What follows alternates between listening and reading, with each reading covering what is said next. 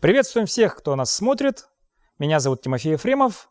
С наступившим вас 2022 годом. И сегодня я предлагаю вам подвести итоги прошедшего 2021 года с Владимиром Федоровым, человеком известным в республике, политик, меценат, бизнесмен. Владимир Юрьевич, начнем с отдаленного события. Это прошедшие выборы мэра города Якутска. Как вы их оцениваете и каковы их итоги? Добрый вечер, Тимофей. Всех наших зрителей поздравляю с наступившим 2022 годом. По поводу выборов 2021, это выборы мэра города Якутска, на самом деле для нас, жителей республики, это были знаковые выборы. Оценка им еще до сих пор не дана полноценная. Мы должны посмотреть, как будет человек дальше работать. Это небольшой срок, которым мы сейчас видим его работу в городском округе город Якутск. Но между тем, если подвести итоги выборов конечного продукта, то есть выбранного мэра, я хочу вам сказать о том, что кандидат, который был выставлен против ставленника власти партии «Единая Россия», Виталий Обидин, он на самом деле выиграл. И мы должны понимать, что такая масса административного ресурса, глава республики, действующий мэр, сам зам мэра города Якутска, административный ресурс и все предприятия работали против кандидата Виталия Обидина. Надо понимать, что мы заранее понимали, что меня как кандидата не исключено, что он не допустит. И, естественно, мы максимально прилагали к этому усилию, чтобы нас защитили юристы. И вот на это все у нас ушло время. Конечно, Виталию Валерьевичу не хватило времени, но основной причиной, конечно, вот то, что мы уступили статистическую погрешность там, в 4-3%, хотя я в это не верю абсолютно, это, конечно, был мощнейший административный ресурс, материальный ресурс в том числе. Надо понимать, что когда подключаются республиканские предприятия, лидеры общественного мнения, политики и даже привозились федерального уровня представители с России для того, чтобы поддержать кандидата от «Единой России», а вы помните тогда в пандемийный период, когда были ограничения, были проведены мероприятия республиканского масштаба, там были тысячи людей, молодежи, которые проживают в городе Якутске. Это, конечно, сказалось на этом. Ну и еще один фактор – это трехдневное голосование. То есть, когда наших административный ресурс приводит бюджетников посписочно, мы это все с вами знаем как и так далее. Если бы это были честные выборы, Виталий Валерьевич однозначно бы выиграл бы с превосходящим результатом. И вообще вот эти события выборов 2021 мэра города Якутска – это вызов на самом деле власти. Это претензии сегодня горожан, в первую очередь, ну и вообще в целом жителей республики, по бездействию последние 10 лет и изменения каких-то результатов, улучшения жизни. Сама по себе новизна альтернативного кандидата, она уже и в прошлом году была понятна, и, кстати, на выборах Государственной Думы это ярко было показано, и в других регионах республики. Поэтому я считаю, что выборы 2021 – это как раз яркий показатель того, насколько наши жители сегодня умно голосуют, они грамотно подходят к выборам, но, к сожалению, у нас не хватило ресурсов и времени для того, чтобы привести своего избирателя на участки, и они должны были проголосовать. Поэтому считаю, что выборы были основательные, они были проведены идеально, но с отсутствием некоторых ресурсов и времени получился такой результат. Но мы им гордимся, этим результатом. Это достойный результат, чтобы можно было ставить против кандидата от власти, «Единой России», в первую очередь, независимого кандидата от народа. Но тогда можно говорить о том, что тот процент, который получил Виталий Обидин, это и есть то количество людей, которые выразили свое несогласие с той политикой, которая ведется в городе? Могу вам привести пример и подтверждаю вам это, да, так и есть. Но хотел бы привести пример. В 2021 году были глобальные выборы депутатов Государственной Думы. Так вот, заметьте, 70% жителей республики проголосовали против «Единой России». То есть отдав голоса «Справедливой России», коммунистам, новым партиям там, и другим, а всего лишь партия «Единая Россия» набрала около 30, там, и чуть не больше 30%. Ну, к этой теме мы еще вернемся. Теперь нельзя обойти стороной такую, для нашей республики очень большое событие и проблему. Это лесные пожары, которые бушевали все лето, практически не давали нам нормально дышать. А на ваш взгляд, вот следствием чего являются вот эти масштабные пожары? Ну, давайте начнем с самого начала. Первое. Мы с вами знаем, что в июне месяце было упущено время. Было упущено время по локализации. Я, как управленец и человек, имеющий опыт прикладной хозяйственной деятельности, понимаю, что если проходит чрезвычайная ситуация, все ресурсы, которые имеются у власти исполнительной, либо у ответственных людей, должны быть включены, не дожидаясь, что будет после этого. Стихийные бедствия, пожары, наводнения, какие-то другие техногенные катастрофы. У нас же в данном случае, как мы с вами помним, все было хорошо до определенного времени, ничего не случалось, пока федеральные власти не затребовали реальное состояние дел и не указали, кстати, главе на это в совещаниях на федеральном уровне. Это первый вопрос. Упущенное время. Радикально неправильные управленческие решения. В части это ваша ответственность, федералы, это наша ответственность, здесь мы ресурсами не обладаем и так далее. Мобилизация всех возможных ресурсов нужна была как раз в июне-июле месяце. Мы бы тогда не потеряли часть домов без Кёли. Мы бы тогда не отстаивали в пожарном порядке и не вызывали вооруженные армейские ресурсы, что не видано. Б-200, которые у нас кружили здесь в республике, возможно, до этого не дошло. И не дошло бы это до международного масштаба. Мы сегодня говорим, что у нас республика прославилась на всю планету. Такие пожары, подобные нашим, они проходят там в тропических странах, в Австралии, где-то в Америке и так далее, где там сухостои, там засухи многолетние и так далее. Но республика с миллионом озер и множеством рек, с 12 миллионами гектарами, а я не оговорился, это, скорее всего, фактическая цифра, хотя ее занижает, как и обычно у нас, являлась следствием ошибок в управленческих решениях. Следующий момент, который нужно еще здесь отметить, это несогласованность действий. Я сам помню, 30-40 лет тому назад, будучи молодым человеком, пожары такие случались. Хангаласский улус, Ленские столбы, они все были затянуты дымом. Теплоходное движение было остановлено, но люди на местах, муниципальных образованиях, тогда в селах и так далее, они всегда работали, имея ресурсы. Сегодня мы вынуждены помогать исполнительной власти в решении этих вопросов, простые граждане. Объединяться, помогать, предприниматели, люди вообще гражданские, выходить и тушить, оберегать свои села, деревни, города. Как это было у нас в Мегино, это было в Усть-Алдане, это много других улусов было в этой чрезвычайной ситуации. Поэтому это тоже немаловажно. Ну вот как раз-таки, если говорить о гражданском участии, появление вот этого добровольческого штаба, это является признаком того, что у нас формируется как раз гражданское общество, которое хочет и стремится само заниматься какими-то процессами, влиять на процессы, в том числе участвовать в каких-то масштабных событиях. Вообще у нас вот эта коллективизация или так называемый вызов гражданского общества к проблеме, он у нас заложен генетически. Мы на севере здесь, на крайнем севере, а мне есть что об этом сказать, потому что и мои предки объединялись, и мы с вами знаем традиционные виды деятельности, как, например, мунха, весенние-осенние палы, какие-то мероприятия, которые наши предки, и мы в это время, сейчас мы это проводим совместно, причем не согласовывая это с органами исполнительной власти, государственными органами власти, люди выходят. Это, конечно, у нас на защите своих интересов, своего хозяйства, своего леса, богатства и так далее. Да? Здесь немаловажно играет эта роль.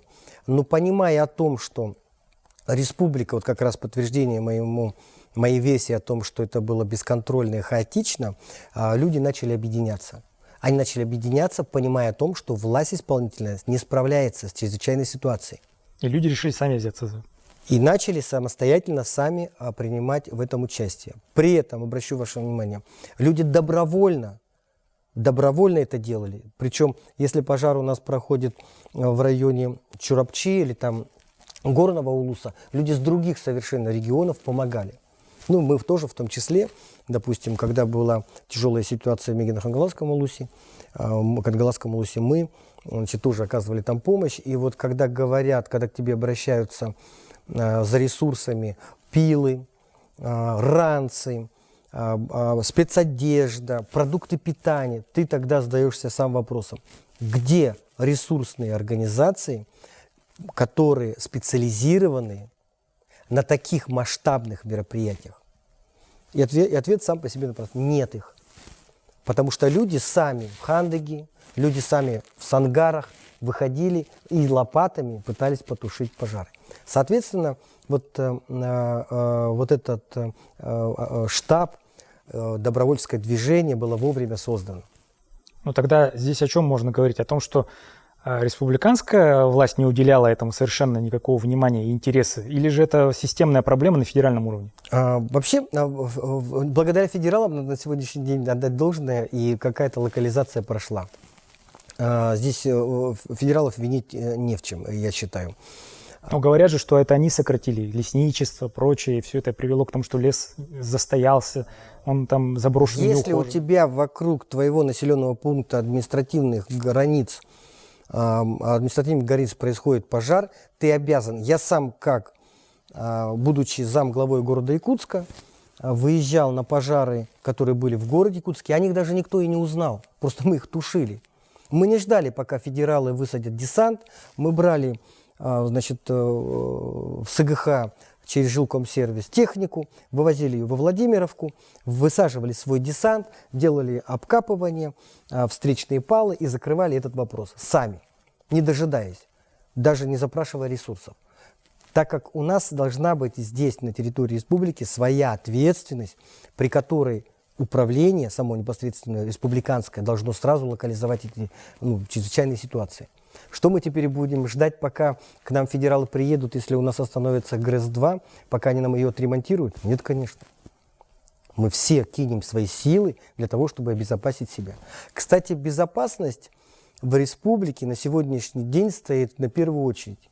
Вот нынешняя зима лютая, которая у нас проходит, вот декабрьские морозы, они показывают о том, что остановки в наших населенных пунктах или в улусах электроэнергии могут привести к глобальным, катастрофическим, техногенным, катастрофическим ситуациям. Даже могут частные трагедии случиться. Вот недавно в Намском улусе отключили электричество, семья запустила мобильный дизель, и в итоге 10 человек угорело. Я этот инцидент отнесу к неправильной эксплуатации технических средств и халатности, назовем ее. Но это вынужденная была мера. Генератор на улице, он замерзает, это понятно. Возможно, у людей не было возможности его как-то там закрепить и так далее. И, соответственно, в гараже у них стоял, но она смежная была за жилым домом, и, получается, газ проник через стены, и все. Такие вот опасные инструменты или механизмы, они, конечно, должны находиться в проверенных состояниях с вытяжными системами. Это такой частный случай, но он имеет последствия. Посредством живут, как могут. Согласен с вами. Между тем, добровольческий штаб отработал. Надо отдать должное, что организация была проведена на высшем уровне. Ребята сплотились, организовались и провели то, что должно было провести на самом деле исполнительная власть. Но тогда, если уж говорить об исполнительной власти, есть такой момент, многие считают его неправильным, критиковать главу за то, что когда все это началось, он был в отъезде в Татарстане, в Питере, занимался там договоренностями прочими, и отсутствовал здесь. То есть, должны были за него здесь его замы решать вопрос, но он лично отсутствовал. Вот правильно ли такое поведение или нет?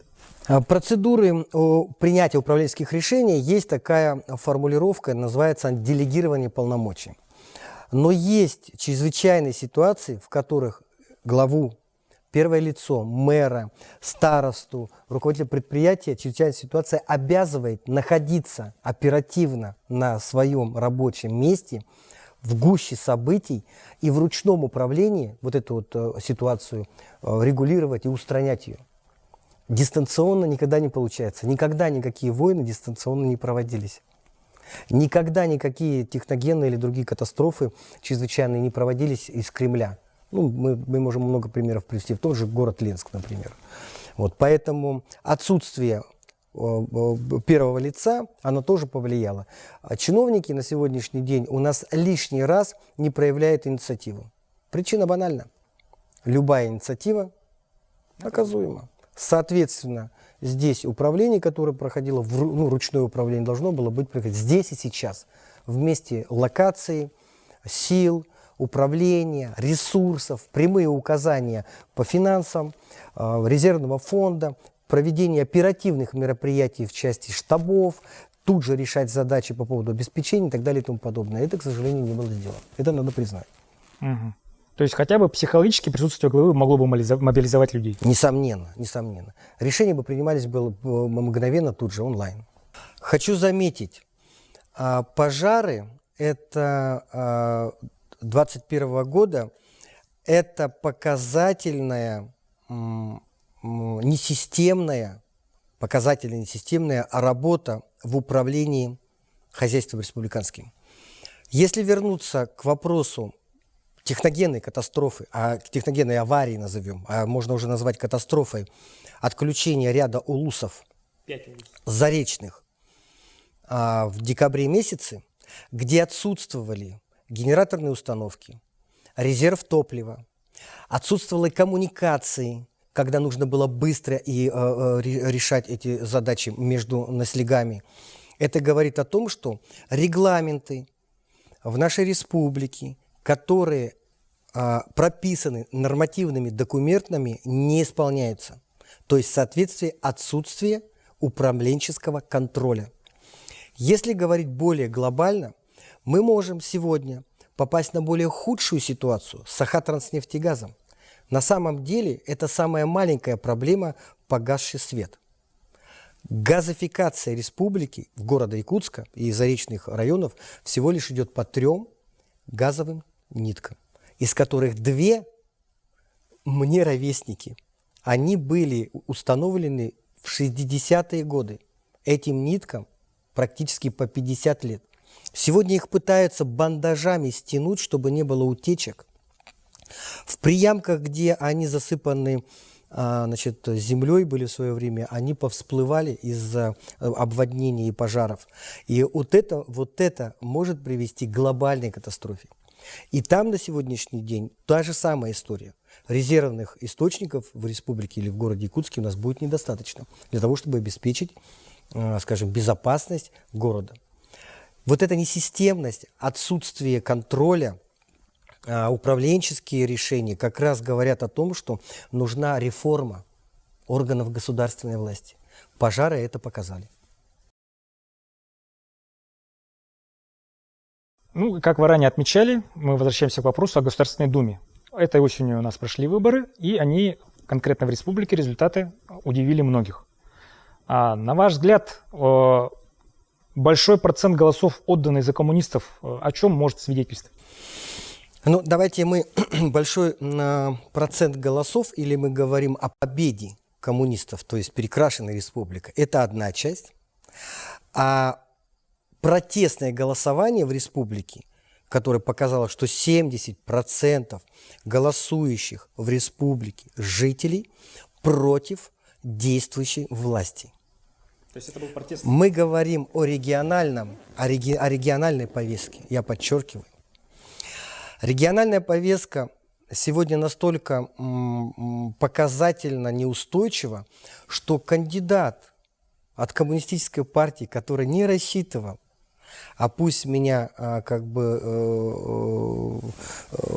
Петр Юрьевич поправит, в случае чего, что он на самом деле, сидя из своего кабинета в городе Якутске, не объезжая республику, выиграл в чистую Единую Россию. В одиночку. В одного. Но он выигрывал это благодаря тому, что власть последние 10 лет презирала свой народ. Она его не уважала. Оно не оказывало содействия в проблемах государственной важности, в том числе многодетные семьи, ветхое жилье, благоустройство и многое. Ну, это вылилось вот в такой протест. Надо понимать, что множество партий, которые выступили в том числе ЛДПР, там, в том числе «Справедливая Россия», на стороне которой мы участвовали и так далее. Это были соревнования между ними. «Единая Россия» уже была в стороне. Кандидат от «Единой России» уже участвовал как третье лицо, даже невзирая на то, что его опять же сопровождали государственные лидеры, лидеры общественного мнения, пытались, значит, накрутить явку для этого и так далее и тому подобное. Но сегодняшний избиратель, который в 2018 году, не буду скромным, при моем участии понял о том, что многое может зависеть от него, вышел на выборы и проголосовал разумом своим. Многие говорят, что это умное голосование. Ну, пускай оно будет умным. Но, тем не менее, избиратель понял, что он влияет на выборы, он может изменить ситуацию. Таким образом, мы имеем сегодня результат о том, что в республике одномандатник представляет интересы Государственной Думы за последние 20 лет от партии Коммунистической партии Российской Федерации. Ну тогда вот это народное воздействие на выборы, скажем так, вот это протестное волеизлияние, какие последствия это для местной исполнительной власти в этом выразились? Ну, федеральный центр, я думаю, выводы сделал в прошлом году по итогам выборов, сентябрьских выборов. Я считаю, что последствия или следствие этих выборов нам еще предстоит в ближайшее время узнать. Наша власть всегда пытается найти крайних, стрелочников, которых обязательно нужно обвинить. Пожары случились, там кто-то из глав виновен, пожарники там не успели, там их звеневой виноват и так далее. Здесь, скажем, жертвой итогов выборов мы назначили, значит, я не оговорился, назначили, значит, Афанасия Владимирова, руководителя администрации главы республики. Я считаю, что это даже не полумера, это просто показательно, что решается или проводится работа над ошибками. Но не он в этом виноват. И нет сегодня на уровне правительства человека, который на этом. Системная недоработка управления республикой привела к таким результатам.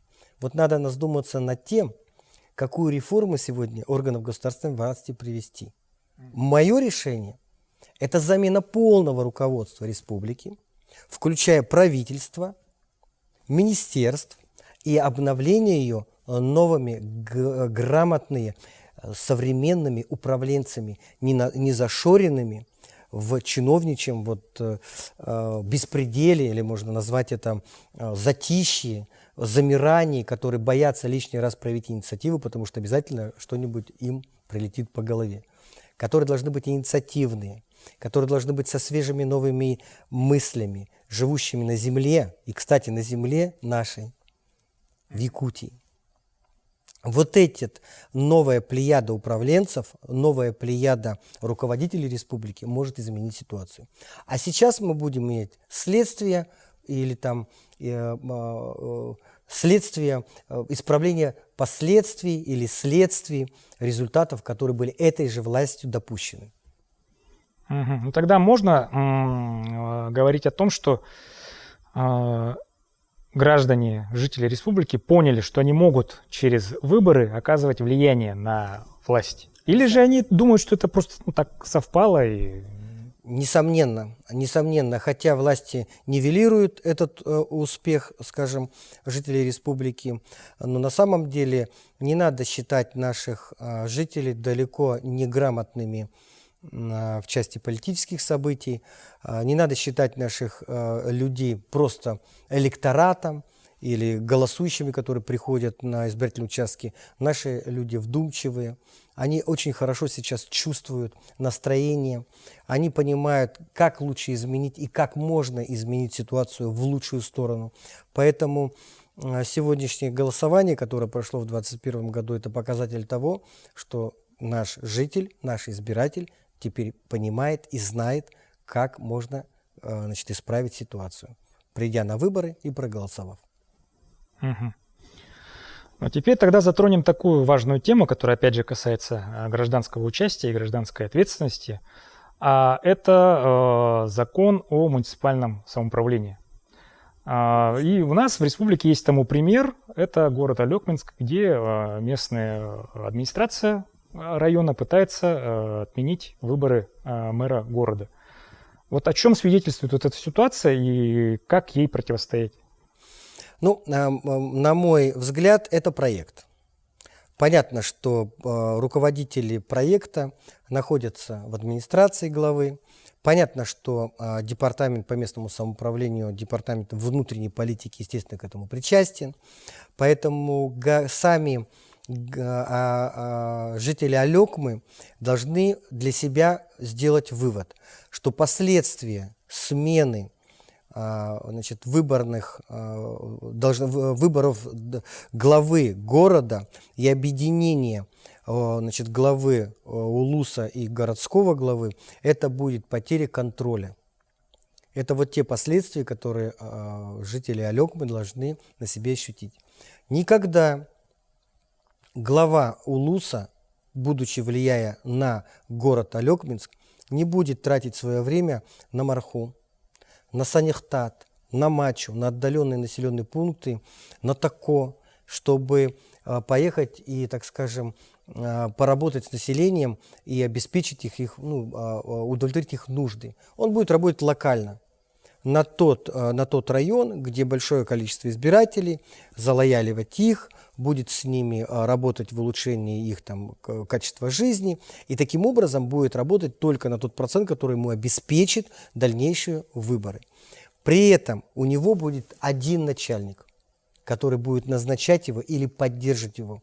Жители будут уже для него только посредственно для отчетности. На самом деле он не будет уже зависеть от жителей, если это назначение будет применяться.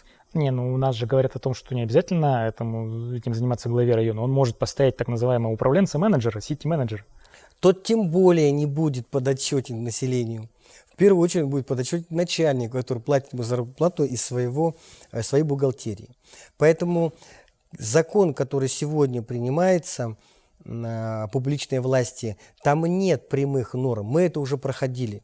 Замечу, что подобные попытки заменить выборы назначением были в 2014 году через Государственное собрание Алтумен. Мы тогда отстояли это. Мы бросили все силы, сделали это публично известным и отстояли, чтобы выборы остались. Сейчас это в очередной раз пытаются применить, и на самом деле последствия, которые мы еще сегодня можем только предполагать, на самом деле катастрофические. То есть это кумовство, это отсутствие отчетности чиновников, это перестанет быть работа с населением, как я уже ранее сказал, и нашим жителям, населению, останется только обращаться в средства массовой информации для того, чтобы сделать свои проблемы известными.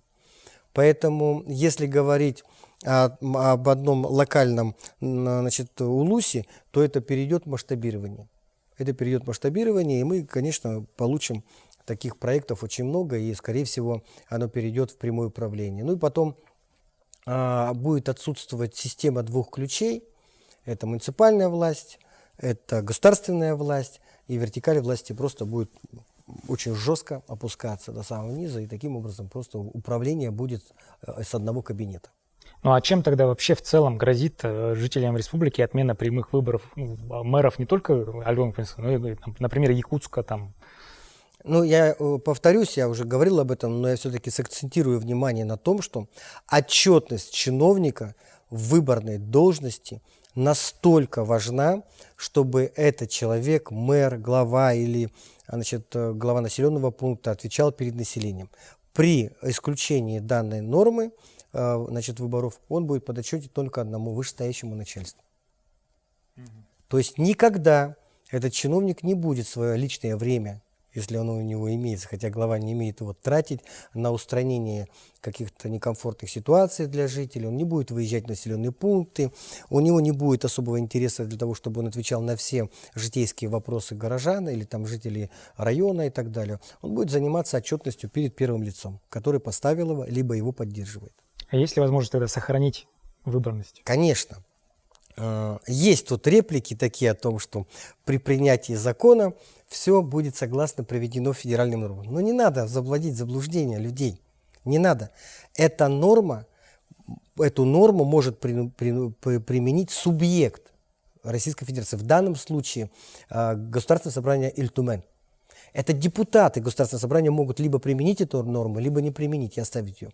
Хочу заметить, что мы на протяжении последних 10 лет отстаиваем это. Отстаиваем. Мы один из немногих субъектов, кто сохранил выборность мэров. Посмотрите по периметру наших соседей. Почти половина субъектов уже не имеет такой,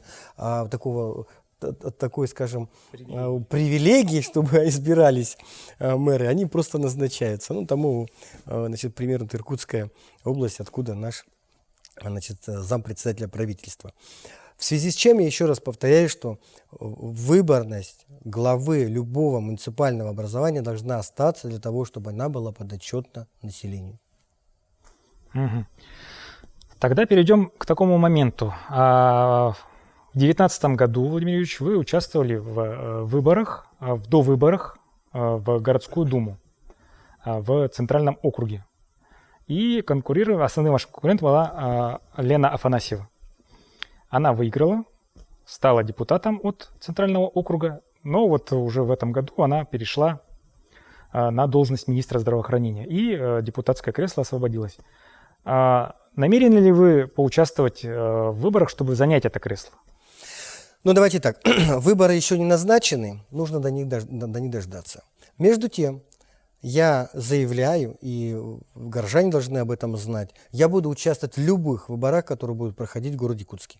Либо самостоятельно, либо на стороне альтернативного кандидата, который может быть независимым, излагать защищать интересы, в первую очередь, жителей, не оглядываясь на своего босса, и таким образом, значит, доводя информацию, реально состояние дел, как есть, не камуфлируя, значит, не облагораживая до исполнительной власти. Такие люди в представительном органе нужны, и я их буду поддерживать. Если горожане посчитают, что мне необходимо избираться по Центральному округу, а мы это сегодня по средствам наших социальных сетей можем узнавать, я готов. А если вот уже по прошествию времени рассматривать те выборы, что тогда, на ваш взгляд, не дало вам победить?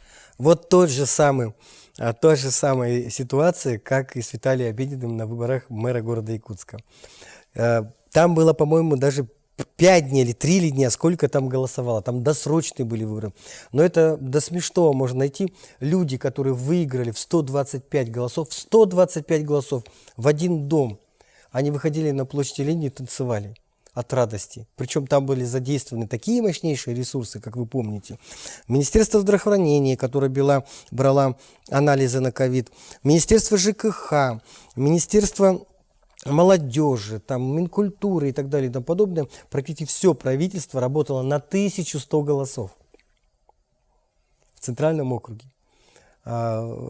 Кандидата, значит, обслуживали куча чиновников, значит, администрация главы и так далее и тому подобное. И вот эти 125 голосов как раз вот это вот показатель того, что это все-таки доводят, доносят, вбрасывают и так далее и тому подобное.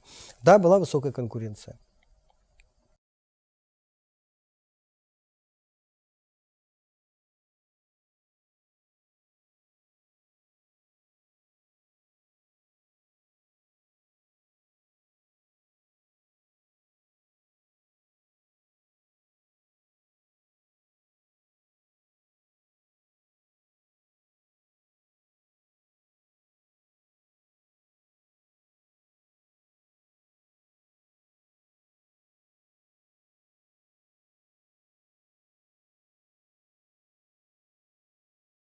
вы обещали, что откроете на проспекте Ленина 2 в одном из ваших бывших магазинов такой же детский центр, как и в Сайсарах. Но до сих пор он не открылся. По какой причине? Ну, тут есть всего две причины. Они две, и они, в общем-то, такие достаточно простые. Первая причина – это пожарная. То есть, сделав заявку на реконструкцию, значит, перевод его в детский центр, это помещение, к сожалению, у нас нет такой возможности, там не хватает дополнительных пожарных входов, и там придется большие капиталовложения, перестройка самого здания и так далее. Это первый фактор. Второй фактор. Там 2 этажа, там особые условия. И поэтому мы решили, что, значит, сейчас у нас имеется здание, которое оно в аренде. Оно абсолютно очень по площади практически такое же, как и Ленина 2. Находится оно на одном этаже, в центре города, с хорошими подъездными путями, и мы обязательно там его откроем. Но сейчас это сделать невозможно. И я говорю о второй причине – это пандемия. Конечно, вот эти закрытые детские центры сегодня, досуговые центры. Мы с вами, как вы помните, не можем посещать даже торговые центры, время от времени закрывают на локдаун, значит, кинотеатры, кафе и так далее. Ну а что говорить о детских учреждениях, это физически сейчас невозможно. Но я еще раз говорю, обязательно детский центр, а у нас есть проект, что это будет их даже 2, в центре города Якутска будет. Это будет та же самая модель, как у нас в Сайсарах, детский центр Айхал. Ну, как только снимут ограничения, Точно. все будет организовано. Да.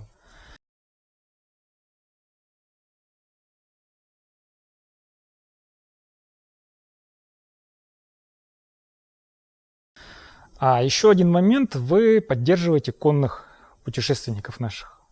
Вот в связи с чем вы решили вдруг поддержать такой проект имиджевый? Ну, во-первых, надо понимать, что много проектов, которых я поддерживаю, но это особенный проект. Во-первых, у нас этот проект миссийный. У него есть, значит, основа, это столетие республики, создание республики. Второе, те ребята, которые идут, значит, с нашими лошадьми якутской породы, они простые ребята. Хочу сказать, что еще есть такая же модель, это еще один проект, где идет гражданин иностранного государства на лошади, но наши ребята, коневоды коренные, они из рода в род передают вот эти навыки, значит, табунного производства, сохранения породы лошадей. Они настолько уникальны, что не поддержать я их не мог. Это понятно. Будучи в прошлом году в ноябре месяце на переходе между Патомским Нагорьем и Иркутской области в трудных ситуациях, ночуя в палатках, перебиваясь, значит, там, с кормами и так далее и тому подобное. Вот в этот момент как раз удачно я подключился, и они так воспряли, второе дыхание открылось, и они пошли. Для меня очень интересен этот проект, что мы популяризируем не только якутскую лошадь, а силу духа наших людей, проживающих на территории республики, в экстремальнейших условиях, в которых сохранилась своя культура, свой язык. У нас есть национальные традиции, у нас есть территории, на которых это все приумножается. И самое главное, мы должны вот в таком патриотическом духе со своим имиджем республики воспитывать подрастающую молодежь. Мы должны ее передавать из поколения в поколение, чтобы сохранить основы государственности. Без языка, без своей культуры, без своих традиций нет наций. И мы это обязаны сохранить. А наша лошадь якутская, якутской породы, это уникальное животное домашнее, которое жило еще в период мамонтов. Даже находят останки наших лошадей якутской породы рядом с останками мамонтов. Поэтому это для нас очень важный проект. Я его вел, веду и буду дальше вести. Рядом с ребятами всячески им буду помогать. И для меня это как такая гражданская моя позиция, потому что я к лошадям якутской породы имею непосредственное отношение. Мой род всегда жил с якутской лошадью, так как мои пращуры, мои предки были ямщиками. Угу.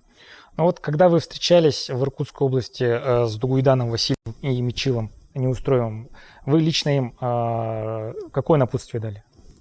Но первое, что я дал, им какое напутствие, взбадривая их, чтобы они не падали духом, что есть жители республики, мы есть близкие, кто будет их поддерживать. И в любом регионе Российской Федерации, вот первая была Бурятия, крупный субъект, в который они зашли, вас будут встречать как родных. Мы так и сделали. Мы постарались это все таким образом устроить, чтобы наши ребята шли, и они чувствовали себя как дома. И я думаю, что у нас получилось. Ну и какие планы на 2022 год? Планы 2022 заключаются в том, что я буду заниматься тем, чем я занимался всегда. Это политика региональная. Для меня она интересна. Я буду заниматься поддержкой независимых кандидатов, которые будут выдвигаться в этом году. У нас более 100 выборов на территории республики. Это начиная от представительных органов, то есть сельских поселений, городов, глав муниципальных образований и многие другие. И, конечно, я обязательно буду поддерживать этих независимых кандидатов. И для меня немаловажно, чтобы в представительные органы, главы избирались независимые люди. Это самое важное. Тот проект, который мы задумали в 2021 году с Федотом Семеновичем Тумусовым по строительству партийных проектов с партией «Справедливая Россия», если Федот Семенович сдержит свое слово, мы будем реализовывать в рамках города Якутска. Партийное строительство будет сразу, проговорю здесь, направлено на выборы 2023, а мы знаем с вами, что на будущий год у нас будут глобальные выборы. Это Государственное собрание Ултумен, городская дума из представительных органов, глава республики. И в этих выборах я обязательно буду принимать участие. Готовиться я буду уже сейчас. Поэтому 2022 год для меня является платформой для 2023 года. Усиление политической стабильности, набираться сил, больше сторонников, делать максимально исходящие в отношении наших избирателей и жителей, ну и, соответственно, привлекать к себе новых и новых людей, которые будут в будущем представлять интересы жителей города Якутска, в первую очередь, конечно, и республики. Замечательный проект. Ну и если говорить об эффективности управления, как решить этот вопрос, привлекать ли кого-то со стороны, поскольку сейчас в нашем правительстве республики очень много так называемых варягов. И вы сами говорили, что нам нужны новые кадры, незашоренные люди, которые бы могли бы брать ответственность на себя. Откуда их привлекать? Есть ли у нас свои ресурсы или же обращаться вовне? Мы знаем модели вахтовых методов работы у федеральных крупных компаний, вы знаете. Это люди, которые приехали на короткий промежуток времени, год, два, три, после этого их не будет. Оставить за собой использованные ресурсы, не знаю, там, какое-то последствия для, как правило, для людей, работающих вахтовым методом, они нормальны, но это естественно. Мы сегодня миллионами тонн металла с Арктики вывозим, потому что последствия работы вахтовым методом. Но это не пример. Это просто показатель того, что на самом деле мы должны выращивать здесь, сейчас уже, в республику, замену кадрам, которые сегодня существуют. Я уже ранее говорил, и еще раз подтвержу, необходима государственная муниципальная реформа в республике. Это смена засидевшихся. Кстати, хочу сделать вызов Государственному собранию Ултумен. Следующий год, 23-й, должен на 80% поменять Государственное собрание. И я буду призывать наших избирателей сделать. Причина банальна. Нужна новая, свежая кровь, которая донесет не зашоренные проблемы, а реальные проблемы, которые существуют в республике. Я хочу сказать о том, что скамейка запасных, которую мы должны сегодня выращивать, должна быть из местных кадров. Потому что наши люди знают, как управлять республикой изнутри. как управлять республикой изнутри эффективно, с наименьшими потерями и точечно, точечно для пользы каждого человека. Вспомните остановку на 202-м квартале. Локальная проблема была решена с минимальными потерями. Не надо ничего строить.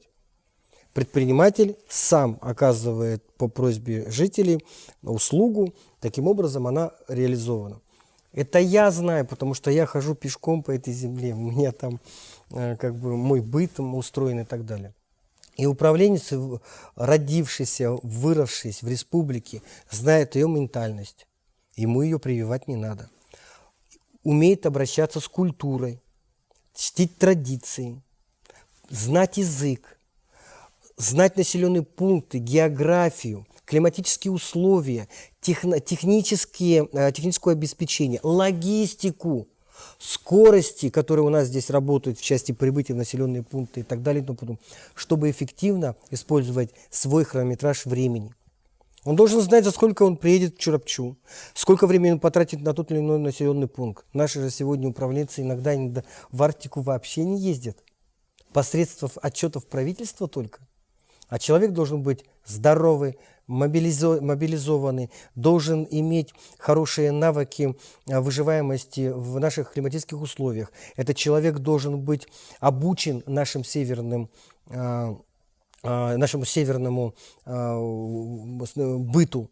Вот, например, я пошел умышленно, получая еще одно образование в Российскую академию народного хозяйства по управлению российским севером.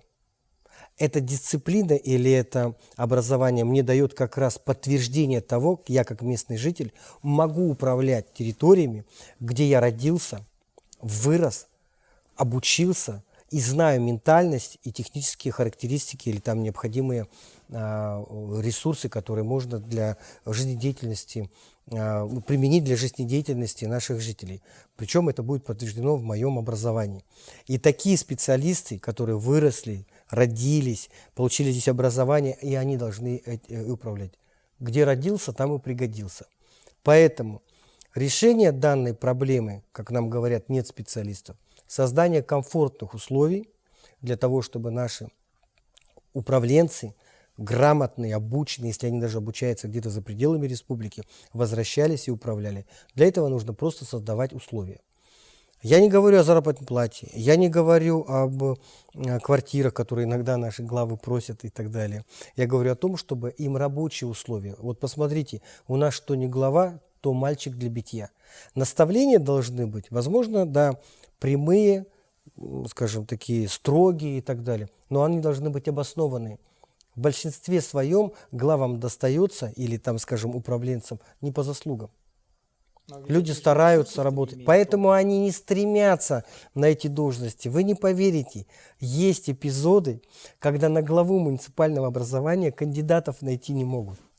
У нас в республике. Я же могу понять это, потому что у главы нету никаких ресурсов, он не отвечает ни за что, не имеет права финансами распоряжаться нормально. Поэтому я против для того, чтобы мы привлекали внешних специалистов, я против того, чтобы мы забыли советскую школу воспитания, наставническое воспитание управленцев. Я за то, чтобы мы сегодня нашей молодежи сказали о том, что вы хозяева в республике.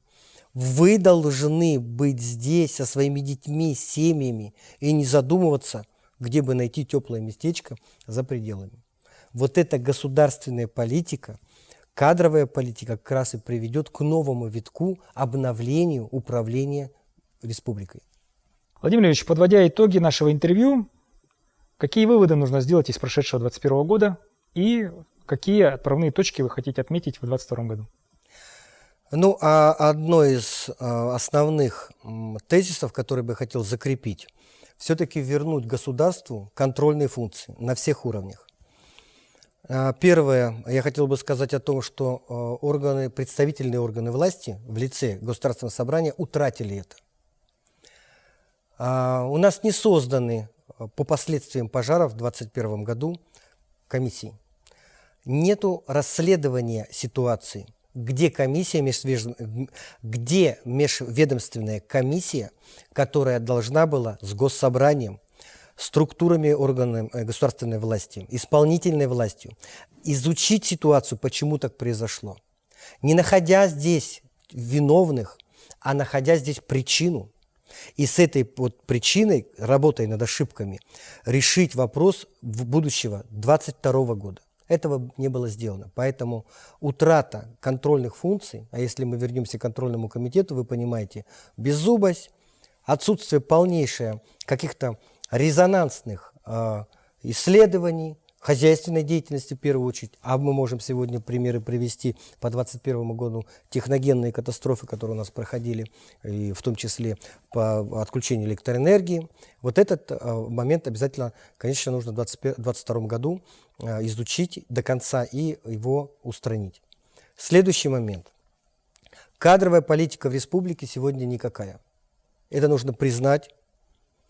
Управленцам, которые сегодня занимаются внутренней политикой республики, поставить на контроль выращивание или формирование пула тех управленцев, которые будут на скамейке запасных, которые будут выращены нами, стажироваться в муниципальных органах власти, выращивать их, а не ставить из министерства, значит, какого-то человека на должность там или здесь.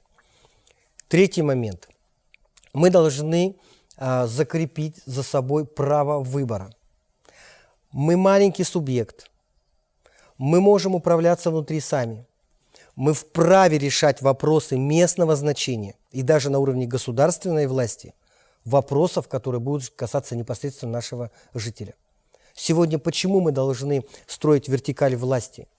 Почему мы должны подчиняться тем или иным чиновникам? Мы должны внутри, локально, в каждом муниципальном образовании решать свои вопросы самостоятельно. Больше самостоятельности. Больше вопросов выборности. То есть забыть о законе о публичной власти, потому что это форма, так скажем, она свободная. Вы можете ее принимать, можете не принимать. Поэтому нам нужно это оставить. Следующий момент, который я хотел отметить. Усиление работы хозяйственной деятельности. Вот те моменты, которые произошли по отключение электроэнергии, где-то у нас что-то случается и так далее. Конечно, усиление хозяйственной деятельности. Это для нас архиважно. Республика находится в резко-континентальном поясе. Мы находимся в таких экстремальных условиях выживания, когда нам необходимо запас прочности тройной. И это у нас сегодня должно висеть, постоянно находиться на повестке. Это и касается города Якутска. Строительством одних дорог или детских площадок, благоустройства дворов мы этим не остановимся. Качество в жизни заключается в хорошем семейном бюджете, рациональном, качественном питании, продуктами питания, доставка продуктов питания на арктические зоны республики. Мы же не будем сбрасывать в 21 веке с самолетов до сих пор, значит, продукты питания. Мы должны решить вопросы с логистикой, а именно субсидированными билетами. Если мы не можем обеспечить себе комфортные, недорогие билеты за пределы республики, так давайте мы создадим условия, чтобы наш каждый житель мог хотя бы по территории республики за 10-12 тысяч перемещаться. Многие другие вопросы, касающиеся хозяйственной деятельности, направлены конкретно на человека. Детские сады, большее количество школ, мест в детских садах, в населенных пунктах, где этого не хватает. Вот этот весь комплекс необустройства на сегодняшний день должен постоянно находиться на повестке. Примеров этому много, где отсутствует такое управление. Опять же мы возвратимся к проблеме микрорайона Северный. Я его проецирую как модель республиканских проблем. Положили трубу газовую, довели до домов, она не работает. Построили мост, его смыло. Устроили дорогу, она, значит, в аварийном состоянии. Вот эти мелкие, но они важные вопросы нужно ставить на контроль. И вот это временное отношение, значит, в управлении, оно как раз к этому и приводит. Я считаю, что 2021 год как раз показал нам, на какие болевые точки нам нужно обращать внимание. 2021 год нам показал, насколько управление в республике устойчивое. И 2021 год как раз показывает, какой вызов наши жители, горожане, жители республики проявляют, когда они этим недовольны. 10 лет было, чтобы можно было это все устранить. К сожалению, это не делается. Поэтому и житель наш в республике, избиратель, он голосует против власти. И такие у нас результаты получаются. Спасибо, Владимир Юрьевич, за обстоятельное интервью. Желаю вам успехов в наступившем 2022 году. И спасибо всем, кто нас смотрел.